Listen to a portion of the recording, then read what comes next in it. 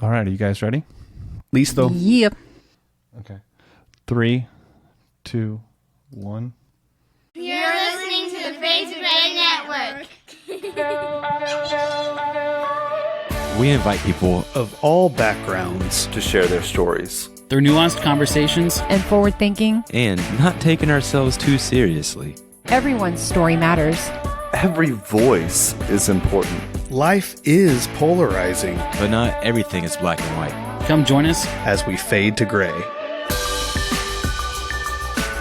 Hey, everybody.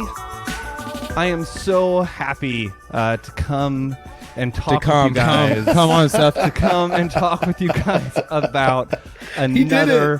I did it. Another best-selling author, blogger, and podcaster. I would like to introduce everyone to Matthew Distefano. Are you sure it's Distefano? Because if you were really doing the correct Italian, Distefano. I think it's Distefano, but we can check that with him here in a second. He is a best-selling author, blogger, podcaster. He is a social worker just like me. And he's also a hip-hop artist, I hear. But the main things that I want to emphasize is that he is an outspoken advocate for nonviolence. And he is a podcaster on the Heretic podcast, Heretic Happy Hour podcast, and his new solo venture, Apostates Anonymous. And he's written several books. Most notably, I want to give call-outs to From the Blood of Abel, as well as Heretic, and then his third edition to the Bonfire Sessions, which I believe is coming out. And I think that he's currently writing a book with my co-host of Mental, Michelle Collins, that's going to be coming out, which I think is going to be called Learning to Float. But correct me if I'm wrong on that stuff. But to get started here, Matthew, how are you doing? I'm well, thanks. Yeah, I think you got everything right. Some Italians do say Di Stefano, just like we say mozzarella and not mozzarella, but we're in America. It doesn't matter. I mean, just the fact that you got it kind of right. I'm surprised how many people cannot pronounce my name anywhere close, even though it's highly phonetic. Like, it's just read it. It's me. I have that problem. Guilty as charged. Welcome, buddy. Yeah, for my defense, I have a friend in high school I grew up with his last name was DeFazio. And so every time I go to say your last name, DeFazio wants to come out and something in between comes out that is just butchered of both. Someone once called me Matthew Dysentery because they thought that'd be funny. Yeah. We won't be won't be that bad. What part of this United States are you located in? I'm in Northern California in a town called Chico, California. It's Okay.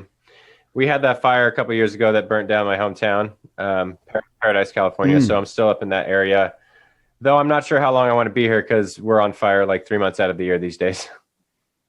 Right, yeah, especially this summer. In fact, shout out to Andy, one of our original co-hosts. He lives out in that area that you're living in, Grass Valley. Oh, sure. If you're yeah, familiar just with like that. an hour away. So yeah, something like that, hour and a half maybe. Yeah. I don't know. I spent a lot of time out in that area. It's gorgeous. Yeah. But welcome, thanks. man. Glad you're here. Yeah, well, we just want to get your story. So, I mean, as a post-deconstruction podcast is what we usually term ourselves. We, like to kind of get, how did you even fall into this crazy religion in the first place? Like, did you grow up Christian? Did you just happen into it? Like, tell us your story. I mean, I was thrown into it from the time, as far as I can remember, I just learned, I'm estranged with my father, but I just learned that he didn't believe in dinosaurs. So it was that kind of Christianity. Like, it was like super young earth creationist. The Bible is Ken Ham. Yeah. Oh yeah, totally. No, Chris. The dinosaurs were on the ark. Ken Ham believed in dinosaurs. Oh, they were on the ark, so then they died. That's what They Ken died Ham off says. after? Does he have an explanation for that? Apparently, I don't know. Because they were only babies on the ark, and they couldn't grow up Okay. enough after the ark because the ecology changed so much after the flood. He must. Oh, okay. Yes, I learned about it in He school. must have some 'cause I'm homeschooled. fantastic extra biblical sources for that. But no, I was going to say imagination. yeah, I don't know. or magic or something. I don't know. So it was. It was that kind of Christianity. It was highly, imbued with rapture theology. It was terrifying, to say the least. Certainly, yeah. And it kind of went that way throughout my teenage years. I got involved with music, became a musician, learned guitar and drums and bass. So I was in like every worship team ever. And gave a lot. The two musicians Yeah, are like, yeah. you know, playing the same 3 or 4 chords and trying to set the tone for other people to worship, and for myself, I just couldn't. You know, it was one of those things. Like I'm a critical thinker. Like I've always asked like deep existential questions, even though I was like 5 or 6 years old. And I don't know where that came from. I don't know if it's how we're wired. I just think some of us kind of do that at a young age, and so I always did that. And you know, when you grow up in a fundamentalist household and you think critically, it's not going to last forever.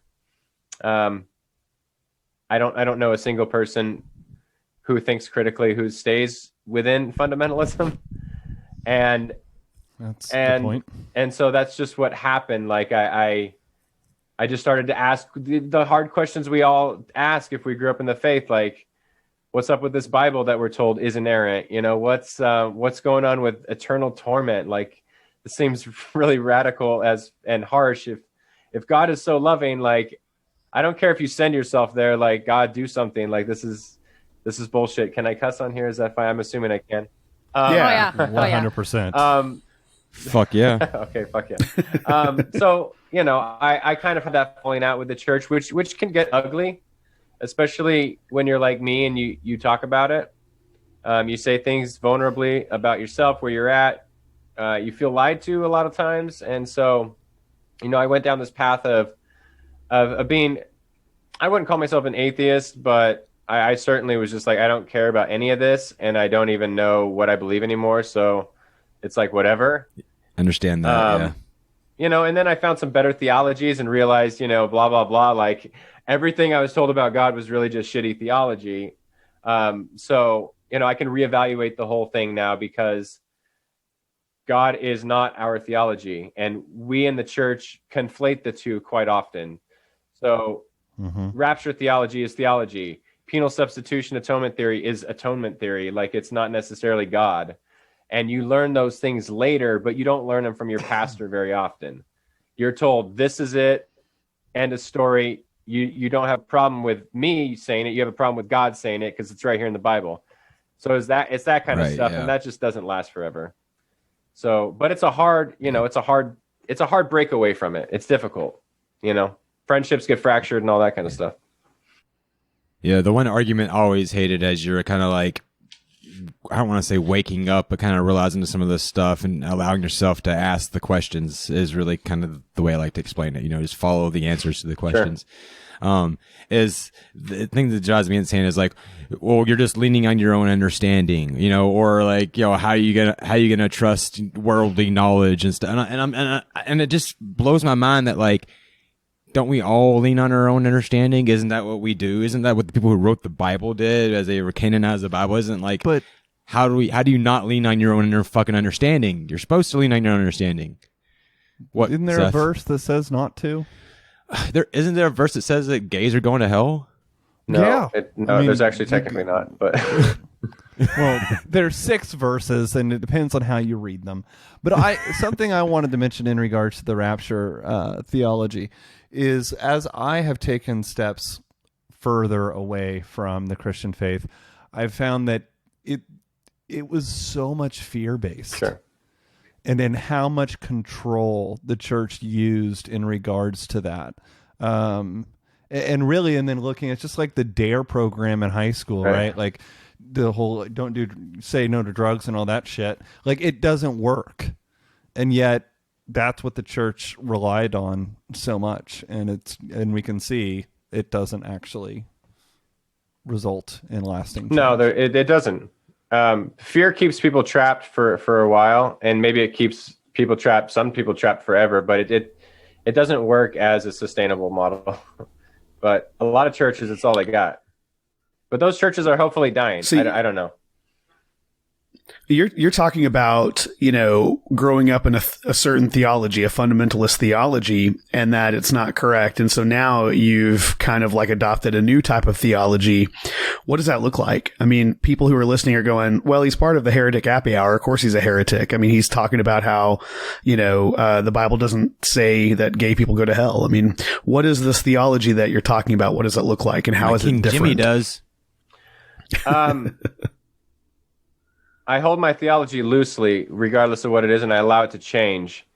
There's a wonderful passage in the Bible about is it God's mercy or is it God's love that's wider and higher and broader and deeper than our understanding? So I think no matter what our theology is, God is bigger than the box that our theology is. And I've gotten to a place where now I see theology as a pointer. So my theology might be, let's use the moon as an example. We're pointing towards the moon, and someone else could be pointing towards the moon from a different vantage point, and they could be saying similar things, but they all have their subjective pointing.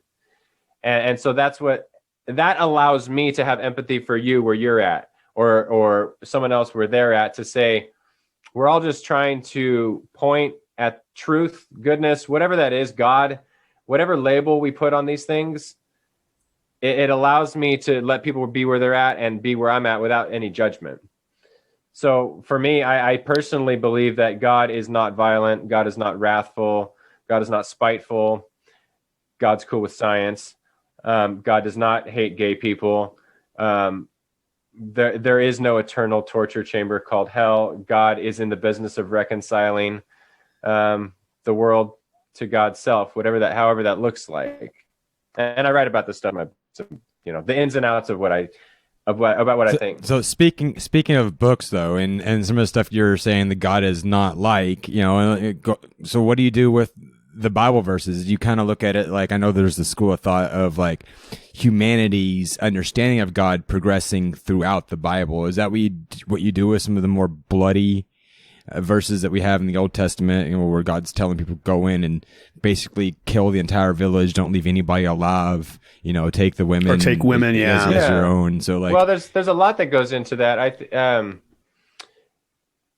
I do talk about this in my books, but I'll be kind of brief here about specifics. But I for one don't believe the Bible is inerrant and infallible. I don't believe everything in it is theologically correct. Like, take out the facts and all that, and when things happen, I don't think the theology is correct all the time, and I don't think the Bible ever argues that it is. The Bible is a conversation with the writers and redactors and editors about what God is like and how they relate to God. So you could have stories with different theologies in the Bible, and just because someone said God said doesn't necessarily mean it's true. It doesn't necessarily, I don't necessarily believe Jesus thought it was necessarily true, because. But if this is the only way we know who Jesus is through these stories, then how do you, because I'm in the same boat. And so some of this is devil's advocate, but at the same time, where do you stop breaking that down? Like, where do you stop, like, not apologizing for, but saying, well, maybe that's not what that verse really means. Oh, no, I have no Yeah. problem saying that's what that verse really means. Like, there are verses in the Hebrew Bible and the New Testament that is what that verse means, and it could be harsh and bloody and awful. That's what that means. That doesn't mean it's right, though. So the burden of proof is on, like, the inerrantist who says we have to take this as an authority. I have no reason to take the Bible as an authority. But even if I concede that fact, Jesus had a way of interpreting his scripture that, frankly, Protestants, at least that I know, don't have any care for. They don't care how Jesus read his Bible.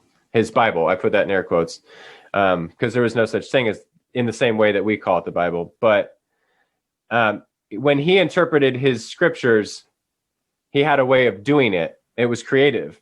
It was Jewish. Parables. I mean, even direct quotes. When he quotes Isaiah, he leaves off vengeful passages. When he quotes Isaiah 61, he doesn't read the part that says in the day of vengeance of God in Luke 4. He leaves that part off. So I think, and there's a pattern that both Jesus and Paul does that. So it's well within our right to do that, because I think if anything maligns the character of God, we have no reason to keep that as a theology, even if it says it in what is now the Bible.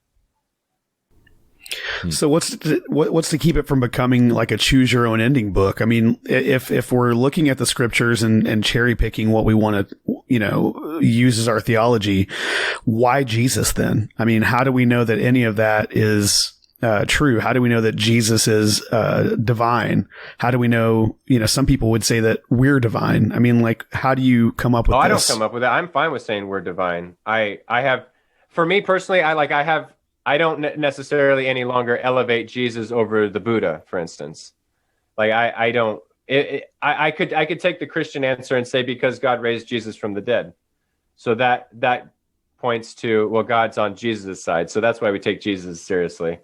I have no problem with just saying Jesus was no different than us, and I don't care if you do think Jesus was highly different than us. I'm kind of agnostic in terms of why I would elevate Christianity over other faith traditions. Right, your allegiance to one faith tradition. That doesn't. For I have your one more listeners, just let me clarify. Like, I don't not love Jesus. I think Jesus is important as well. I just want to revisit like one of my original questions, and because it ties back into, as we're talking about the interpretations or how we view scripture, and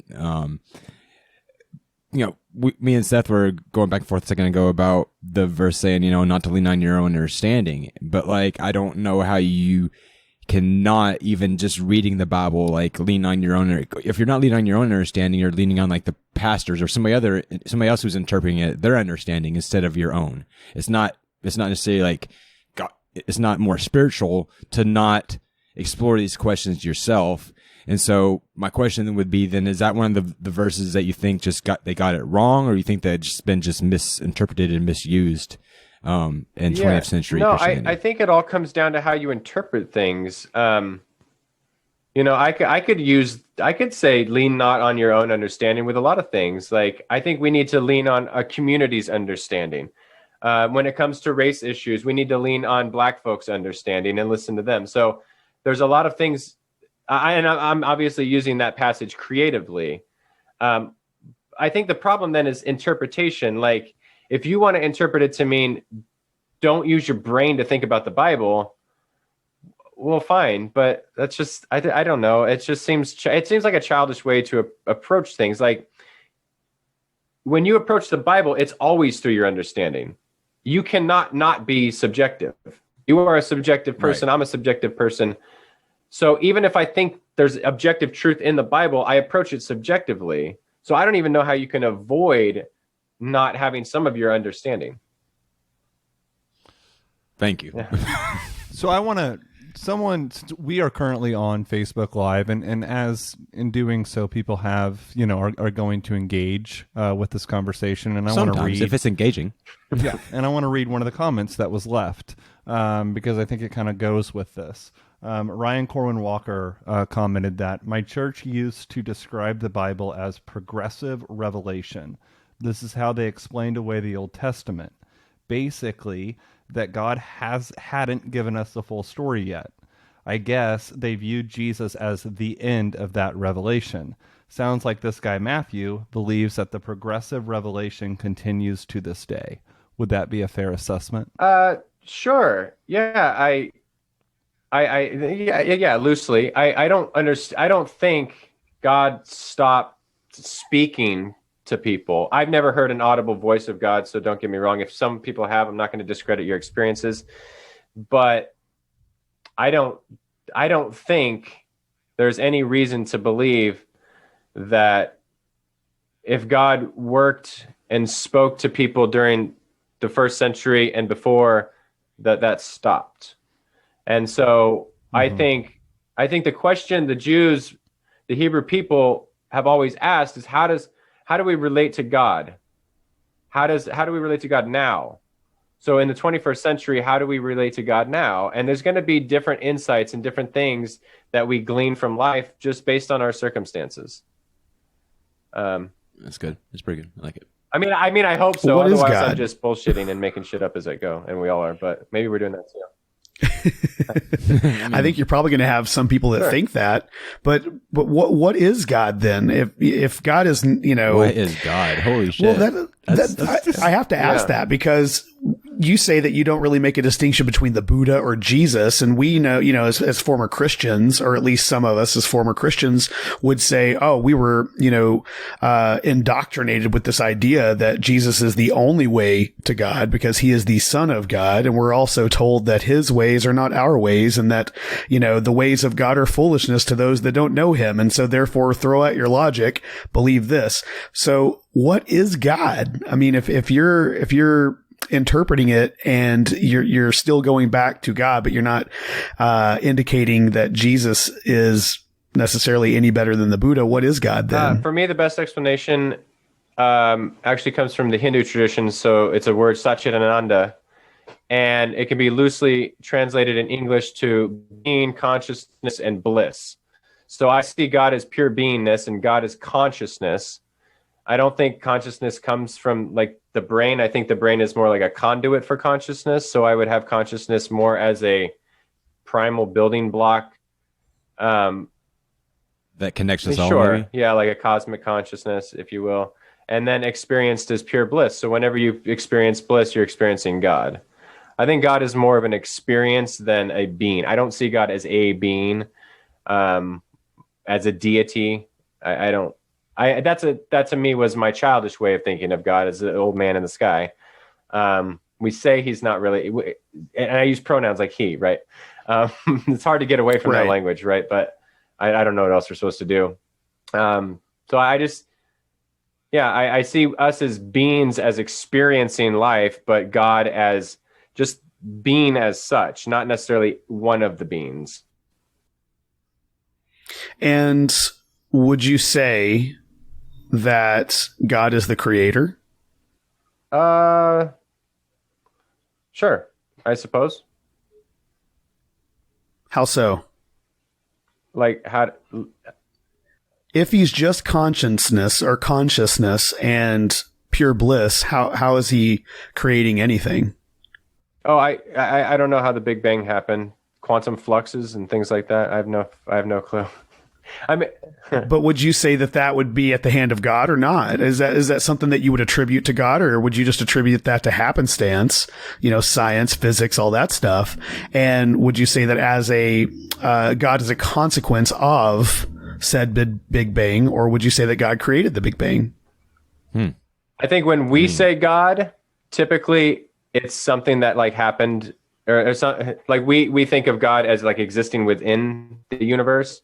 I think of it as both like transcending the universe and within the universe. But this to me is one of those questions that I hold like in the palm of my hand like a baby bird, because I don't know. And no one could ever know. So it's one of those things where I'm inclined to say yes to all of your questions, and I know they're not yes or no questions. Right. And so, but that's the place where I've gotten where I'm like, I don't need to answer that with certainty, and that's I think the folly of many people of faith is right there. Yes. They trade in their faith for certainty, and then the two are kind of opposite. Like I don't remember who said it first, but doubt is not the opposite of faith. Certainty is. So. Yes. Yeah. That's really good. So then where does Jesus fit into that?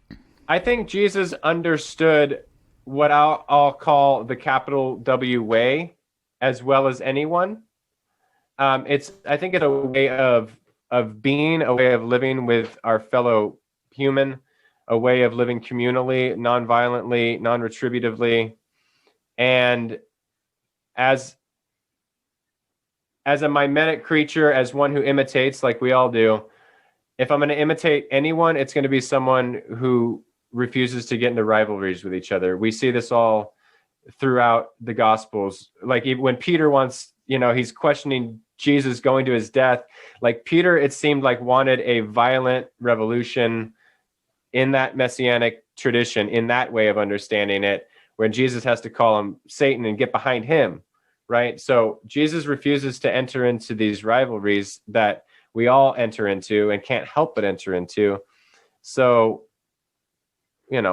he's one of those models that I try to take on. There are others, though. I think we can take on others as models. Francis of Assisi, the Buddha.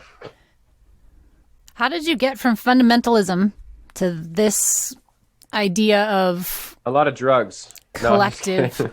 Okay. Which ones? Explain. That was actually exactly where I wanted to go to, Elizabeth. Where And drugs? I want to just add part of her question. I want to add to that.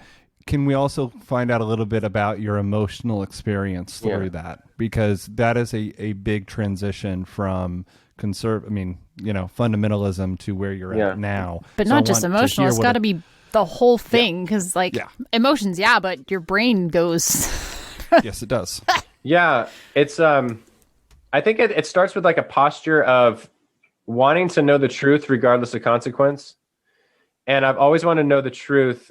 And there comes a breaking point where you can no longer accept the answers you've been given by pastors, by marketers, by people on the worship team. When you ask these things like, hey, Bible endorses slavery. What are we going to do with that? And what you're telling me, I'm not cool with. Like, oh, well, they treated their slaves nicer. Doesn't work for me. I'm not going to stay there. So there's 100 or 1,000 of those Bible questions that I could have chosen. Slavery is an easy one because the Bible does never condemn slavery outright. But they'll come up with ways to explain it away, and it wasn't good enough for me. So you go on this journey asking all those questions that are like that, and you get to a place where it's why Michelle and I are calling our book Learning to Float. You don't actually get anywhere. You learn how to float in the water that you used to splash about and drown in. And so you just keep going from this path of fundamentalism to fundamentalism light to liberal Christianity. And then you're like, well, okay, but what about people who've never heard Jesus? So it can't just be totally about Jesus, because certainly God would come up with a better plan than that. Like, so what about all these other people? What about Muslims who are treating others with kindness and peace and love? Like, how are they still kind of wrong when I see Christians with so much vitriol?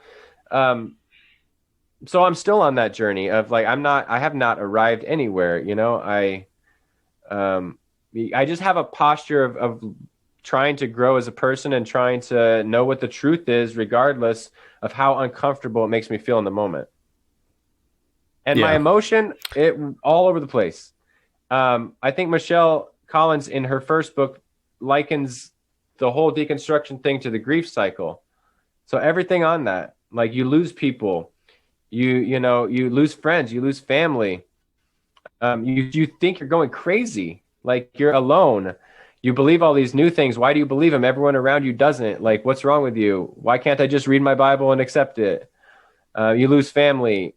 You start to accept things. Then you go back. Like you start to deny things. You start to like kind of bargain with God, so all over the place. And that's what's scary for a lot of people. So I guess that's it. See you guys. That was Let it soak in. that was definitely a mic drop moment for sure. Selah. And wow, I mean, I think what you just described, like I know everybody here can relate with, and I think there's so many, especially of our listeners, are going to really relate with how you just articulated that process, because that is what it's like, and that's where we're at, and you never do arrive, and I think that's the biggest thing to just. But there's also like a sense of like comfort in that. You feel like once you realize you never do arrive, you feel like you arrived at the same time. It's kind of like, oh, okay, well, then yeah, it is all about this journey. So this is where we're at. Yeah, I think it's kind of like you learn that like the destination is not the goal, like the journey is the goal. Like it's like how people say like you don't get towards peace, you live from a place of peace. You don't like get there, you just realize you are like God or no God, like I'm not going to be punished for being wrong. I don't have to gain 10,000 facts about something before I know something. So it's all, you just become comfortable, like in your uncomfortability, I guess. I think that's one of the, Yeah, I think that's one of the biggest abuses of the church, is to constantly be pushing this afterlife mentality on you. Like, oh, well, you're storing up rewards now, but I'm completely miserable with this one gift that I've been given of life, in this time, so, but, oh, don't worry about that because you're sowing seeds in heaven or whatever, and it's like, what bullshit is that? Like I've been given a life, regardless of whether it was from a creator God or whether it was by happenstance. I've been given this one chance at life, and I'm going to have peace now. I'm going to have love now. I'm going to live it to the fullest now. I think the church, Omar can attest, working for free for the church because he's storing up rewards in heaven. How many years did you do that? You keep saying like sowing your seed and storing up rewards in heaven. Are you sure you weren't like Muslim? I mean, are you getting virgins or what's going on here? No, we get the crowns. Like there's a crown of jewels and all that. But something funny my daughter said when she was 9 years old, and she's only 10 now. She said, it's something like this. It's funny that it's always now. And now it's now. And now it's now. And I was like, damn, you're woke. Like it's never not now. And so you're right. Like it is true that the church has so missed the boat here, that we're all worried about the afterlife, but really all we concretely have is right now. That's right. Yeah. And I want to just also mention, because when talking about deconstruction being like a grief cycle, I mean, you did call out Michelle Collins, and I just want to note that book in which she actually paints that picture and runs through those different stages. Michelle Collins for president. Hello. She's going to be, her book is coming out at the end of November, I believe, and so I just want to throw some and the book is better than the forward. The forward sucks. Let me guess. Did you write it? There you are. And I think she wrote the foreword to your book, Heretic, if I'm not wrong. Yeah, she did. Yeah. Yeah. So there we are. If you can't tell, Seth is definitely jealous of Matthew and Michelle's relationship. And so just a little bit of it. I am. Just I've known Michelle for 5 years, so unless you've known her longer. No, you have right. full cred. Yes. Like you get all of it, but that does not stop my jealousy. We are my medic beans. We are my medic beans. I understand it. So, Yeah. There you are. Right on. Well, there's something that you mentioned, or Seth actually mentioned in your bio way back, and I know that you had some music experience because you led worship. It sounds like you went to school for music. Let's talk a little bit about that. I did undergrad in music and education. Yeah. Because you ended up in hip hop somehow talking about if being a evangelical Christian to whatever you are now isn't a transition, being a worship leader for evangelical church to a hip hop artist is also a transition that I want to know about. Yeah, well, I mean, I've recorded 7 songs. I'm still working on them. It's just like a demo thing. It's just something I did for fun because I totally believe we're all creative beings. Like, it doesn't necessarily mean I'm going to go tour or anything, but it's just, I like to create music as kind of a side thing, as, in addition to podcasting and writing. The good thing about my worship experience is I never got into Christian music. So I did not listen to Christian bands at all. Like in 6th grade, I listened to Snoop Dogg and Dre. I listened to Eminem. Like I got in all types of music. Like when I listened to metal, I listened to metal. I didn't listen to Christian metal per se. Like when I listened to rock, I listened to rock. I did not seek out Christian bands. I always thought they were trying too hard. My dog likes to freak the fuck out. Sorry. So no KJ52 then? No, I don't even know who that. Oh, well, Probably good. That's bless okay. you then. That's Yes. okay. Is that the Dear Slim guy? I think so. Yeah. He helped me so much. KJ52, that I had that on repeat, guys, right along with Jars of Clay. Oh, and God. Well, it's funny. We just on Oh, Heretic so Happy Hour, good. we just interviewed Kevin Max. He was in DC Talk, and I told the guy, I was like, I never listened to. I don't know who you are really, because I didn't get it. He's like, oh, you're lucky. Like you didn't get into Christian music. He was like, good for you. What did you think of him? I thought he was great to talk to. I don't know anything about DC. I know they had a song called Jesus Freak. I listened to it the other day, and I was like, oh, I remember this. I don't want to be mean, but like, not for me. Maybe he's grown a little bit because about 10 years ago, I ran sound for him at a coffee shop, and he was the biggest douchebag ever. We all have bad days. I have no idea. He seemed totally nice. Yeah. Like, I enjoyed talking to him. Yeah. Well, good.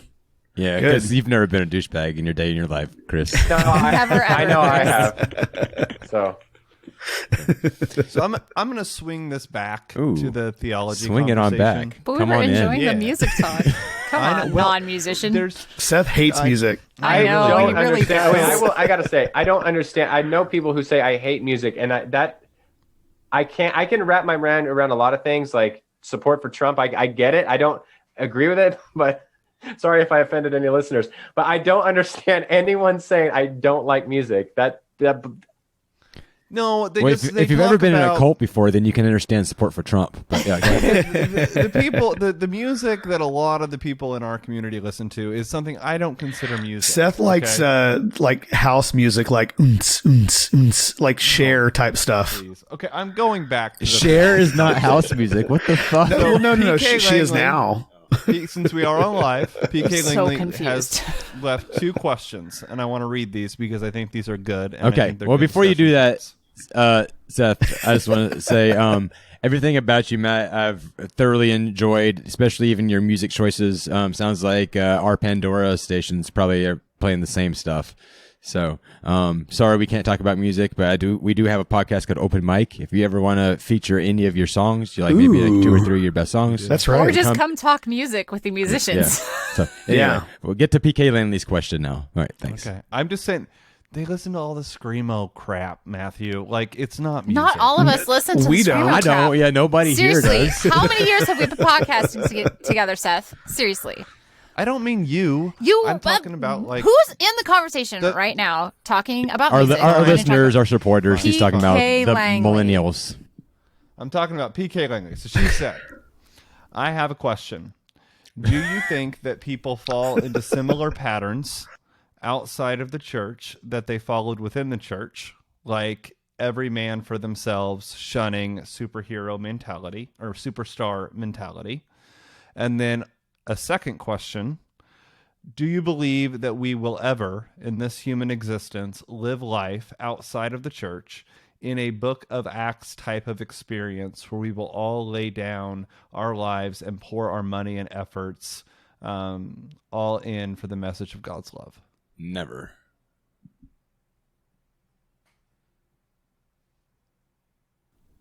Oh, I think you're muted. Or is it? Yeah, we can't hear you. something's wrong Oh, with your mic. interesting. Doesn't look like he's muted. No, No. it doesn't. Technical difficulties. Hold on 1 second.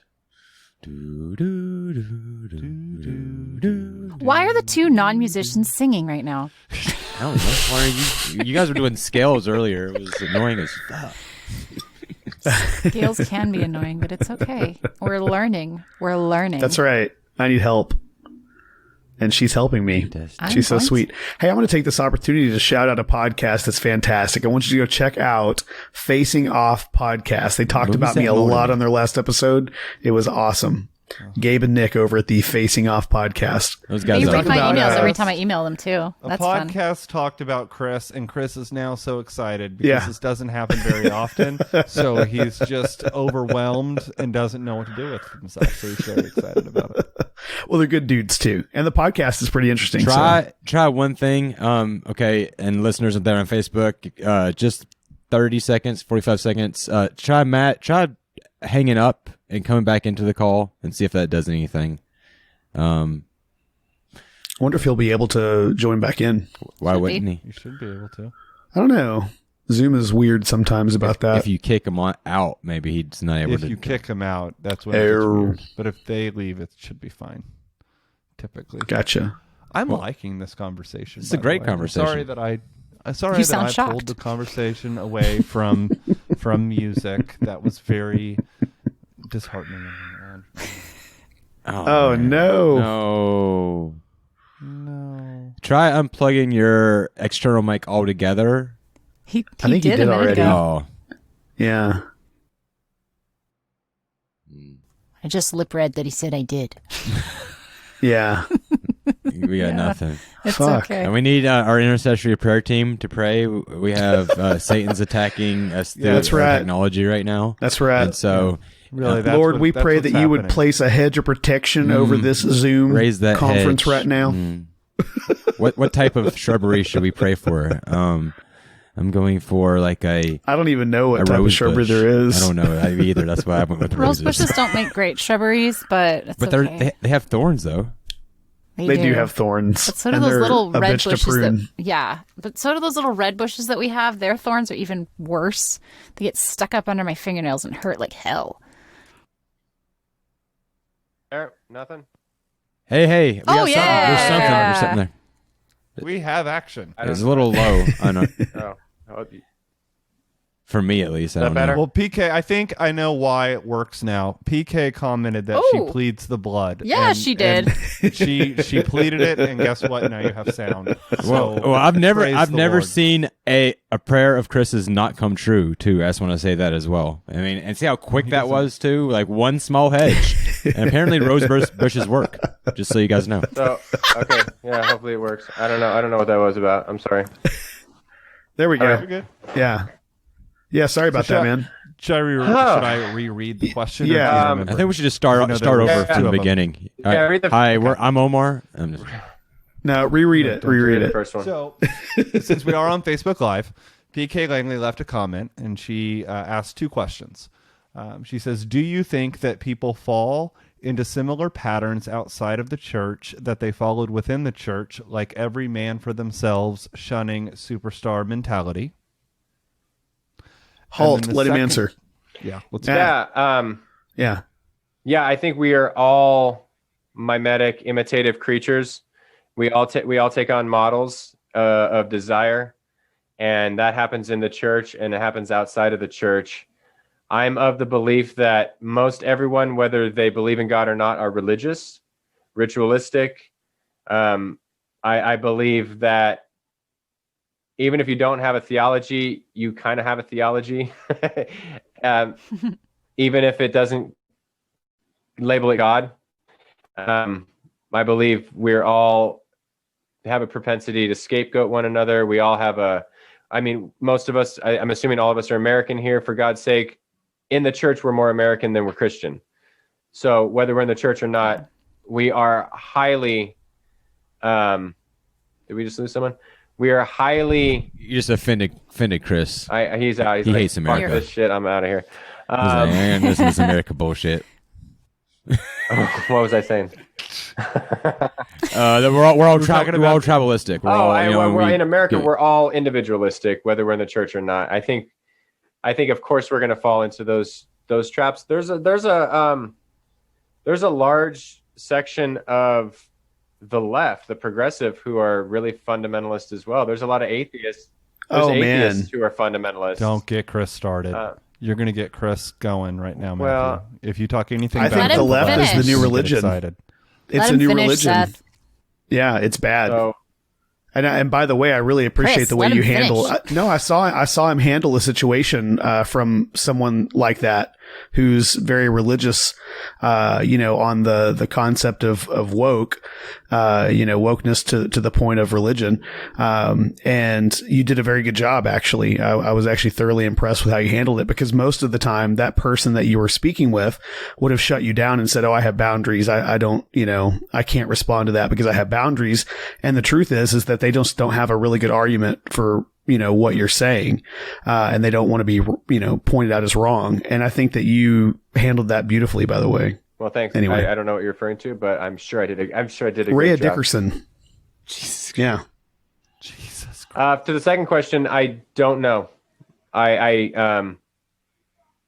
don't know if we'll ever get to a place where we live as if, my stuff is your stuff and we all share in harmony without like coercion and force and all that.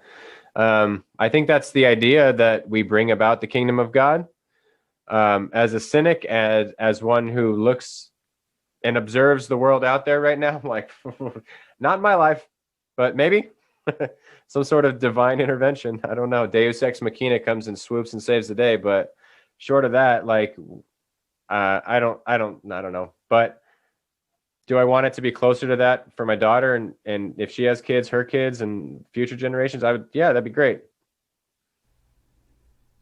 It feels to me that like that early church mentality is something of a utopia that the rest of the world, like Christians, that's like their ultimate like utopian goal. Or some people feel like that's like the ultimate Christian utopia, and utopias are so unrealistic and so unattainable. Like anytime anybody tries to make some type of utopia, it just falls apart. And like, it's subjective because everybody's utopia is different. And look, too, like so. it's so unfair to think that the early Christians had it 100% right. I don't think they did. I think they were at odds with one another almost from the get-go. You have Paul and his conflicts with the Jerusalem church. You have his letter to the Galatian churches that is super pissed off. He tells people to finish the job when cutting their penises. Like, he's not happy. Things are not going well from the get-go. So we have this. They're having orgies in some of the temples, and then they're also telling you not to sleep with your husband's wives. There was some like weird shit that like, he had to put in his letters telling people. Yeah, not to there was do. a lot of that, and there was, you know, we have this romanticized view of the church, and I think the idea is great. I don't think it worked out maybe for like the first week, and then they're like, you know, they're human, right? And maybe it was longer than a week. I'm just kidding, but you know, maybe like 3 weeks or something. Well, let's look at this second question as well. Do you believe that we will ever, in this human existence, live life? I think he already answered that one. That's what we just talked about. In the Book of Acts type of experience, yeah, where we lay down our lives. No, I don't think so. But I don't have any reason to believe that my experience, if I have an experience after death, is any different than this one. If I experience something outside of this human experience, I don't have any recollection of it. So my only experience is this experience. So yeah, I guess in a way, but maybe not. I mean, I love that. I'd be very agnostic about that anyway. Shout out to your 9-year-old daughter, because I love that, by the way. Oh yeah, she's like living in the right now, and that's all we really have is now. So while we worry about anything else, that's really awesome. Perfect. Yeah, it's gorgeous. So I want to ask you. I wish I was that intuitive whenever I was that age. But what are you working on right now? That's what I want to know. Always the podcasts, the Heretic Happy Hour and Apostates Anonymous. I had another podcast, but my co-host he went off and got cancer, so he had to take a break. Oh, yeah. So he's sucks. in chemo right now, but he's doing well. Chris, so do the hedge thing. Well, the funny thing is I honestly thought you were about to say he went off and got himself canceled, and I was going to talk about cancel culture, but yeah, that's funny. No, I'm sad to hear that about your partner there. Yeah, that's horrible. But so he's still writing the Bonfire Sessions books with me, so those are coming out on Kindle right now every 3 months, and there's one more to come. So I'm doing that. I'm writing the book with Michelle. I guess our first draft is pretty much done, so it'll be out on Choir at some point. I don't know when. We don't have a date, so it still needs to be edited. And then what else am I doing? I can't keep up. Oh, I've got this really cool book that I wasn't sure was going to come out. It's with an artist named Zach Parsons. It's called The Genesis of Violence. So it's like an interpretation of Genesis, and he did the artwork for it. So it's kind of like a picture book, and it's super violent and amazing. And all the pictures that he drew like would make great tattoos. So they're like super creative and interpretive. And Genesis is violent and awesome. So it's going to be violent and awesome too. Didn't Seth say at the beginning of this episode that you work against violence? You're an outspoken advocate for nonviolence. It's literally so we can't end with that being your last words. If you Google Matthew Distefano, that's everywhere you go, you will see this phrase, outspoken advocate for nonviolence. Yeah. So I think in order to be nonviolent, we have to confront our violence. We have to be real with our violence and transparent with our violence. Here we go. What does that look like? Well, I mean, like in the Christian world, we have to stop pretending that that our God, it says a lot of violent things about him. So we cannot demonize Muslims, for instance, for being so violent, because our God and our book is way more violent than the Quran. Oh yeah, even Christian heritage is like way more violent than like even like current day Islamic heritage in a way. I mean, like if you look at the Crusades. Sure. like what that did through like changing history. I think, or the Philistines or anything like that. Or you're talking about Palestine too. Yeah, like what's going on like right now with all that. So anyway, let's not get too political. Yeah, we have to confront our violence, and so I think we have to, we can't just pretend here and pretend it doesn't exist. Like we have, and when I say it's like awesome and violent, I just mean like it's a good story. Like I don't think we should act like people in the Bible necessarily. I don't think that's the greatest thing in the world. But I watch violent movies. I play violent video games, but I don't like worship it. And I think we need to work towards eliminating it. I think we need to take nonviolent approaches.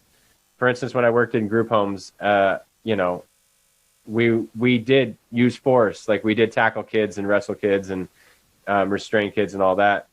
But we learned how to talk to them in order to try to avoid that at all costs, if we could.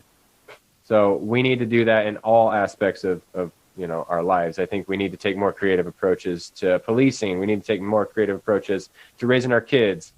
But sometimes, I'm not one of these pacifists who said no force ever. Because if I did that, I would have let kids get sexually assaulted by other kids. I would have let kids probably kill one another. Like, I think it's absurd to say no force ever. It just doesn't work in the practical world. What do you think about all the people that are Speaking of absurdity calling and things like not? Oh, I think there's a lag or sorry. something. No, go ahead. I think there's a lag too. My bad. I think my internet's bad. Go ahead. I'm gonna let you ask your question. Oh, I think it's probably the same thing. I think speaking of absurdity, basically what you're talking about, like I'm thrown off a little bit, but speaking on nonviolence and stuff, how do you feel about the whole defund the police thing? Well, it depends on what you mean by that. I don't necessarily agree that we need no police, if that's what you mean, but I don't think that's what people mean. I think they just mean that more money needs to be put into other methods rather than having police officers do things that they should not be doing. Like, you shouldn't have police officers doing 1,000 different things. They're not going to be good at it. Yes. And they've shown that they're not good at it. So we need to rethink the entire model. There's no reason. Well, for one, I mean, like, there should be no, like, drug task force, because I'm like a proponent, like, end the drug war. Fuck that shit. It's racist. Absolutely. It ruins lives. Yes. I can light up right now on camera and people are locked away for weed. Like, that is the most ridiculous thing to me in the world. So it is. And the money that is used to fight those things needs to be put into mental health, needs to be put in, it's absurd. The people who like straw man it say, oh, well, social workers are just going to show up to everything and they're going to do that. That's like, I've de-escalated some pretty crazy shit that you guys, maybe you just don't understand what social workers do. Like, I've kept naked children from sexually assaulting other people without anyone getting hurt. Like, we've done some pretty crazy shit that for really little money. Like, don't shit on social workers. We can do some pretty good stuff. Do we still need cops? Yeah, but I think we need to rework the whole model. Yeah, like, why are we calling cops when there's a homeless person? Right. Like, it's so strange. Go for it. Well, I just wanted to know, specifically looking at social workers going out into the community and actually doing this type of thing. In my previous job working for the crisis line for the eastern region of Missouri, we had an outreach team, and like that was half of everything we did. And we found that when we were dispatched, almost 75% of the time, we could divert from the emergency room. Whereas if police had just shown up or the client remained with themselves, eventually EMS would have been called and they would have ended up in an emergency situation and they would have ended up in the emergency room. By us actually going out into the community and providing that type of support on those types of calls, we were able to divert almost 75% of the time. So to say that social workers can't have a role in working in partnership with police, that's a joke. We're doing it currently. And if we had more money, we could do more. Yeah. So I think that there's a lot to be said about that. Totally. And did you have a question, Omar? I think I forgot what it was. it wasn't along the lines of defunding the police, but I think it's just such a harsh line to draw that when most people, like the average person, they see the term defund the police, you're thinking, oh, that means get rid of all police. Like, what are we going to do if something bad happens? And so it kind of just needs to be retrain, things like that. I think would be something a little more softer line, more in the gray than defund. But I mean, technically, I guess you are pulling funds from the police. Yeah. So, but whatever. But you're not defunding. The issue that police departments run into, and I know a little bit about this just due to CIT work, crisis intervention team, in which we train police officers in mental health. And you will not find many CIT officers, primarily because in order to receive that form of training requires them to be off of the force for weeks or months at a time. And our police departments throughout the country are a lot of them are not funded well. They do not have the funds. And if they were to do that to train their officers, there would be no one running the police department.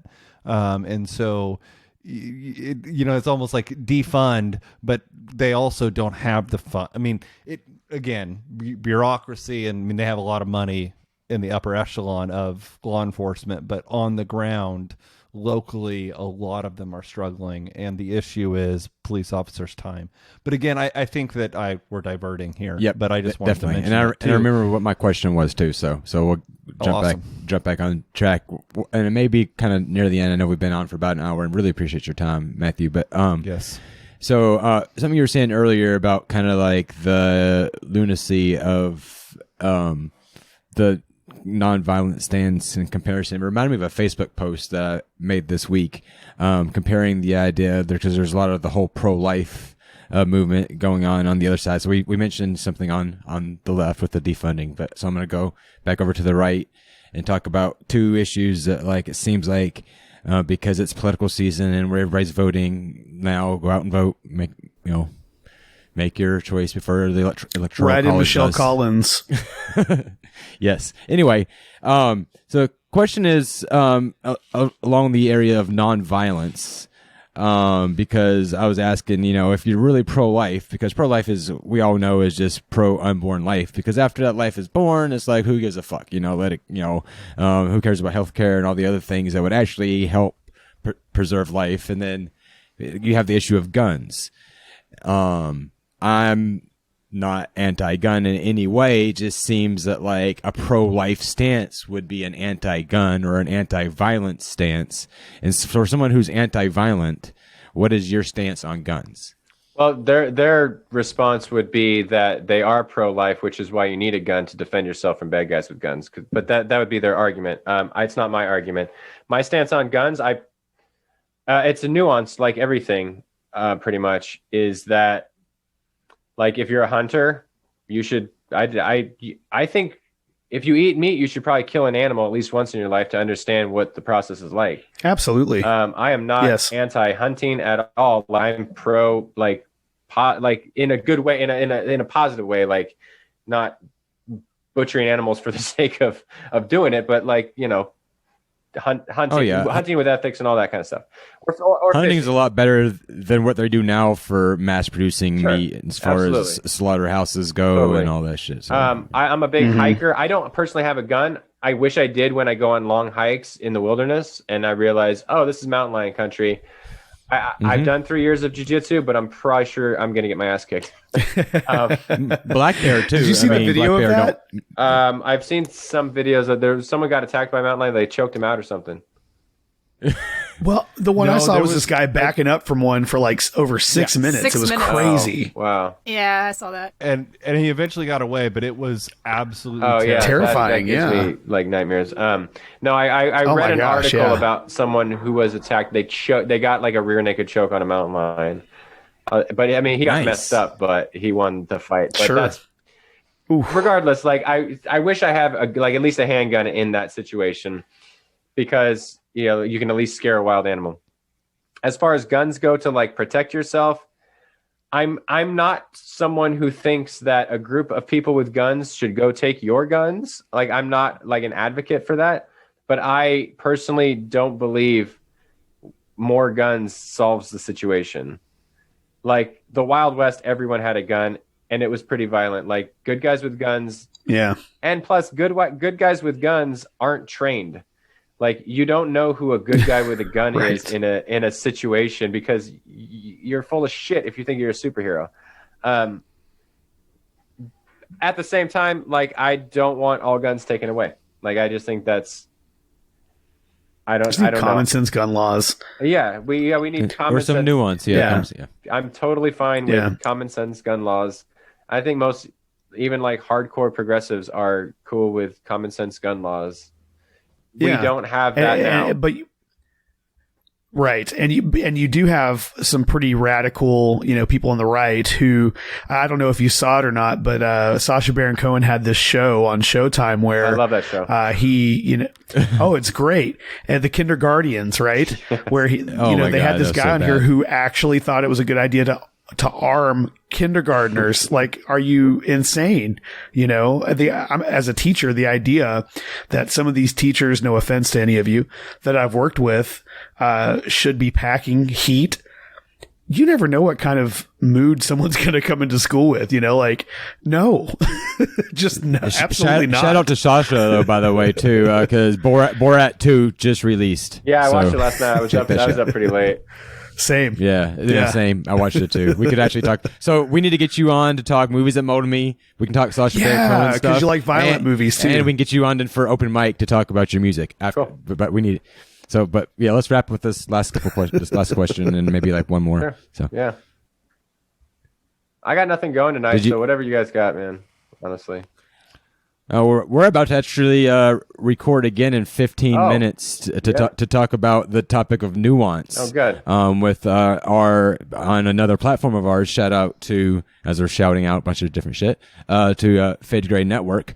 And so you can catch us over there in about 15 minutes. We'll also share here too as well. Thanks for joining us out there live. Is there any questions from listeners that we want to get to, or anybody here before we wrap up? If not, we'll let Matthew do some plugging one more time, and maybe have him on. I know it's up in the air. I don't know what we talked about or not. I don't want to put it out there for Facebook. We can do like a Facebook vote if we want Matthew on the town hall. But anyway. I just really want to just, again, to kind of wrap up, just promote all the things that you're doing because you really are very, very active. 2 podcasts. By the way, and I am curious really quickly, Apostates Anonymous, what's that about? I know I get Heretic Happy Hour, but what does Apostates Anonymous mean? Like, what's that podcast about? It's just me ranting and raving about whatever. Then I think I would very much like it. Yeah, Okay. it's a tongue in cheek. We use Heretic Happy Hour. We use Heretic tongue in cheek. I use Apostate tongue in cheek. I typically try to have a guest. So I've had Michelle, I've had Derek Day, I've had all the Heretic Happy Hour crew, I've had other friends, and talk to them for 20 minutes, and then I rant and rave like a lunatic for another 20 or 30 minutes after that about whatever's going on. It's kind of just because the bonfire sessions had to take a hiatus because of Mike and his health, and COVID hit and we're not doing anything, right? We can't go out anywhere. So being at home, and my daughter's doing, distance learning in the other room half the time. So I was like, why not yell at a microphone for an hour? Yeah. Well, I you will can't leave tell your you, house because since- you're in California. Down here Yeah. in Texas, we are open for business, sir. Well, good for you. we're opening I up will right just now. note that so And we're I think spiking. you support that's how. Sorry. Heretic Happy Hour as a patron.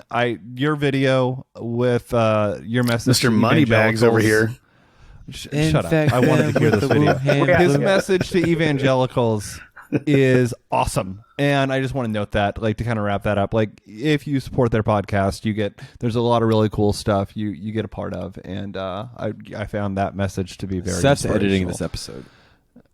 And then also, so Bonfire Sessions has been put at, you kind of took a break on that. And then when are you're writing this new book with Michelle, Learning to Float. And then that when are you projecting that to come out? If I took Do you have any idea? I think you already said you if don't I took know, a guess, it but would be what do you like think? summer or fall of 2021. If a meteor hasn't taken us all out by then, which, yeah, I'm okay with. That's what's next. It seems. A meteor, huh? Is that what your money's on? I was going to aliens, man. No, aliens came and we already identified the Navy's. I identified them. We didn't give a shit. Yeah. we already happened. shot him down and ate him. Yeah, well, I wouldn't be surprised. It's in the Happy Meals. Oh, gross. Oh my god. Do you have any social media platforms that people could follow you on if they want to just kind of stay in touch and watch for the books? Yeah, all of them. Twitter and Instagram, it's at MJ_Distefano. And then on Facebook, I don't know the handle. Do Facebooks have handles? You just Matthew J. Yeah. I think they Distefano. do. Yeah. It's the @ Yeah, so if you put at Matthew J. Distefano, you might find me. But Facebook's where I do most of the stuff. I don't know, because I'm old. I'm almost 40. I guess young people don't fuck any longer. Same. Hey, Yeah, are you? most of us here are almost 40. So Okay. Yeah, dude, we really need to record again because I think we can rap about it, especially if we do movies that molded me, because we talk about movies from our childhood and shit that we grew up in. So I'm I think you actually would... not really a movie guy, but we can talk about them. Okay. TV shows? TV shows? Sure. The Office. Boo that guy. All right. need to wrap. So anyway, Yes, I will out. We'll talk- You we'll talk on music. anything on- yeah, we'll talk music. There you go. Abraham Lincoln once said, "If you're racist, I will attack you with the North." Well, one of the greatest lines ever. yes. All right. Thanks, guys. So good. It's been a blast. Check us out on all the socials. Check out Matthew, and we'll catch you next time.